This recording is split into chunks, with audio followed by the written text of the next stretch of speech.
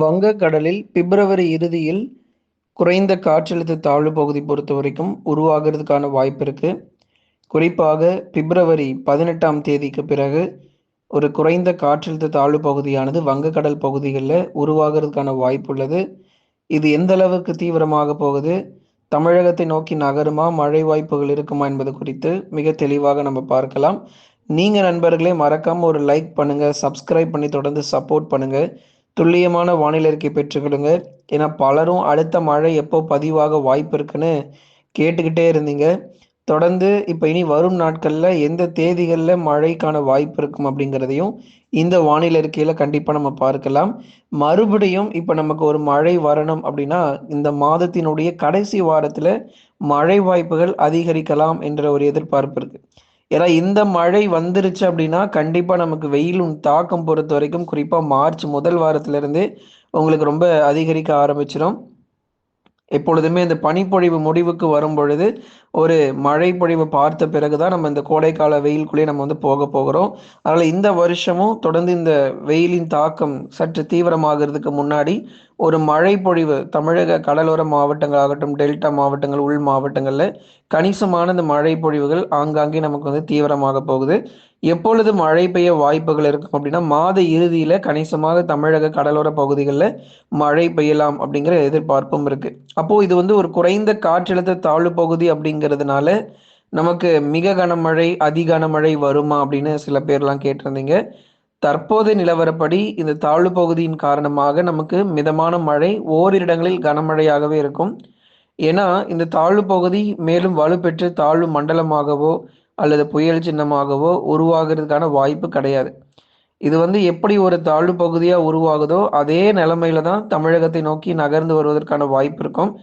அதனால ஒரு மிக கனமழை, அதி கனமழை பொறுத்தவரைக்கும் கண்டிப்பா வட தமிழக கடலோர பகுதிகளிலோ அல்லது டெல்டா மாவட்டங்களிலோ எதிர்பார்க்க முடியாது. அதற்கு பதிலாக மிதமான மழையும், ஓரிரு இடங்களில் சற்று கனமழை வரைக்கும் எதிர்பார்க்க முடியும். ஒருவேளை இந்த தாழ்வு பகுதி பொறுத்தவரைக்கும் வரும் நாட்களில் மேலும் வலுவடைந்து ஒரு தீவிர நிகழ்வாகவோ அல்லது தாழ்வு மண்டலமாகவோ மாறினால் நிச்சயமாக உங்களுக்கு நம்ம அறிவிக்கிறோம். தற்போதைய நிலவரப்படி நமக்கு மழை வாய்ப்புகள் எப்படி இருக்குங்கிறத மட்டும் மாத இறுதியில எப்படி இருக்கும் அப்படிங்கிற தகவல் மட்டும் இப்ப நம்ம சொல்லியிருக்கிறோம். அதிகரிக்கும் வெப்பநிலை இது மிக மிக முக்கியமாக பார்க்க வேண்டிய ஒரு விஷயம். பகல் நேரங்கள்ல இப்ப வெயிலின் தாக்கம் பொறுத்தவரைக்கும் தமிழகத்துல இப்பவே நம்ம கொஞ்சம் கொஞ்சமா அதிகரிக்க ஆரம்பிச்சிருச்சு. மார்ச் முதல் வாரம் கூட வரல. இப்பவே உள் மாவட்டங்களாகட்டும், கடலோர பகுதிகள், டெல்டா மாவட்டங்கள்ல கணிசமாக பகல் நேர வெப்பநிலை பொறுத்தவரைக்கும் தீவிரமாக ஆரம்பிச்சிருக்கு.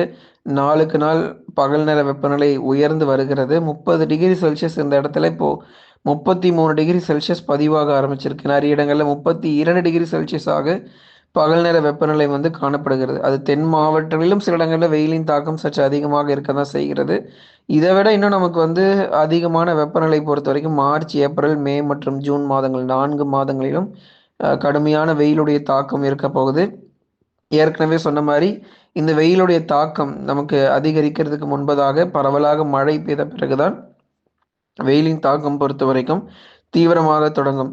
ஆகவே தமிழகத்தில் பகல் நேர வெப்பநிலை பொறுத்த வரைக்கும் நாளுக்கு நாள் கணிசமாக தீவிரமாகி வருகிறது. குறிப்பா உள் மாவட்ட பகுதிகள் தான் நம்ம முதல்ல சொல்லி ஆகணும். சேலம், நாமக்கல், கரூர், திருப்பூர், ஈரோடு இங்கெல்லாம் வந்து பனிப்பொழிவு ஒரு பக்கம் இருந்தாலும் அதிகாலை நேரங்களில் வந்து பார்த்தீங்கன்னா கடுமையான பனிப்பொழிவு. வேலூர் மாவட்டங்களில் நமக்கு எத்தனை டிகிரி செல்சியஸ் பதிவாகியிருக்கு என்று எடுத்து பார்க்கும்போது அதிகாலை வேளையில் 17 டிகிரி செல்சியஸ் 18 டிகிரி செல்சியஸ் ஆக இருக்கு. கிருஷ்ணகிரி, தருமபுரி, சேலம் மாவட்டங்கள், கரூர், நாமக்கல் போன்ற இடங்கள்லாம் அதிகாலையில் பனிப்பொழிவு ரொம்பவே தீவிரமாக இருக்கு.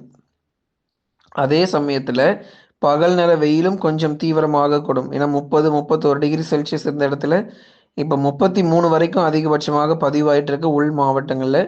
அதனால் எந்த அளவு அதிகாலை பனிப்பொழிவு ரொம்ப தீவிரமாக இருக்கோ அதே அளவு நமக்கு வெயிலுடைய தாக்கம் பொறுத்த வரைக்கும் கணிசமாக பகல் நேரங்களில் தொடர்ந்து காணப்பட்டு வருது.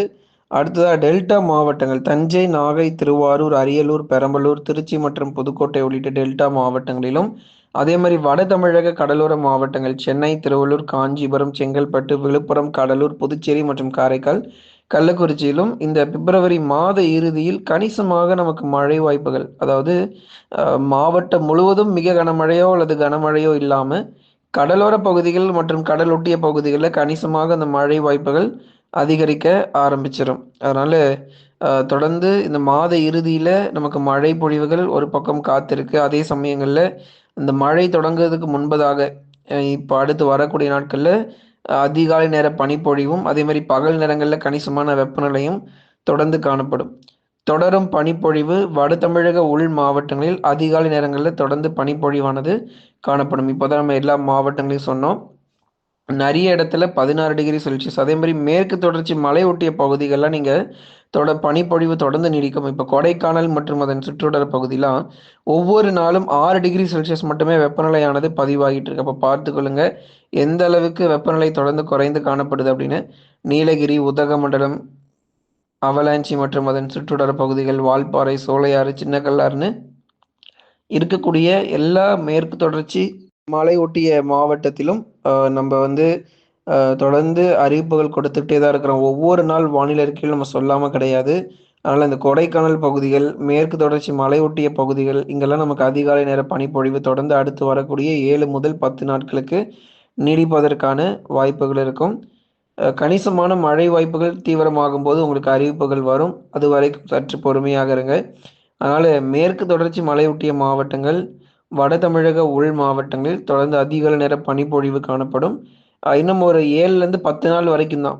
அதுக்கப்புறம் நமக்கு மறுபடியும் மழை வாய்ப்பு அப்படிங்கிறது நமக்கு தீவிரமாக ஆரம்பிச்சிரும். மாத இறுதியில மழை தொடங்கி அதுக்கப்புறம் ஆகஸ்ட் குறிப்பாக மார்ச், ஏப்ரல் இந்த 2 மாதங்கள் வரைக்கும் மார்ச், ஏப்ரல், மே, ஜூன், ஜூலை மற்றும் ஆகஸ்ட் மாதங்கள் வரைக்கும் தொடர்ந்து இருக்க போகுது. அதேமாரி வெயிலுடைய தாக்கம் இருந்தாலும் தென்மேற்கு பருவமழையும் இந்த வருஷம் நம்ம மே இறுதி அல்லது ஜூன் முதல் வாரத்துல தென்மேற்கு பருவமழையும் தொடங்க காத்திருக்கு. தென்மேற்கு பருவமழை வந்தாச்சுன்னா, அதுக்கப்புறமா தான் நமக்கு இந்த உள் மாவட்டங்கள்ல கொஞ்சம் கொஞ்சமா நமக்கு மழை வாய்ப்பு அதிகரிக்கும். அதுவரைக்கும் தென்மேற்கு பருவமழை வராத வரைக்கும் உள் மாவட்டங்கள்ல மழை சற்று குறைவாகவே காணப்படும். வெயிலும் பனிப்பொழிவு மட்டுமே இருக்க போகுது.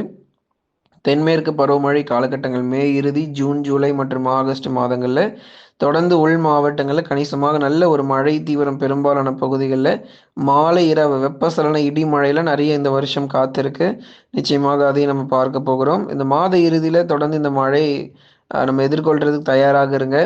குறிப்பாக கடலோர மாவட்டத்தில் இருக்கிறவங்க சென்னை முதல் புதுக்கோட்டை வரை இருக்கக்கூடிய பகுதிகளில் தான் இந்த தாழ்வு பகுதியும் போக போகுது.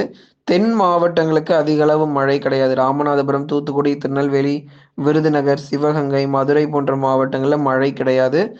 தொடர்ந்து பகல் நேர வெப்பநிலை கணிசமாக அதிகரிக்கும். அதிகாலை நேர பனிப்பொழிவு லேசான பனிப்பொழிவாக தென் மாவட்டங்களிலும், அது மிதமான பனிமூட்டம் பொறுத்தவரை உள் மாவட்டங்களிலும் கண்டிப்பாக காணப்படக்கூடும். நண்பர்களே, நீங்க மறக்காம ஒரு லைக் பண்ணுங்க, சப்ஸ்கிரைப் பண்ணி தொடர்ந்து சப்போர்ட் பண்ணுங்க. துல்லியமான வானிலை அறிக்கையும் பெற்றுக்கொள்ளுங்க.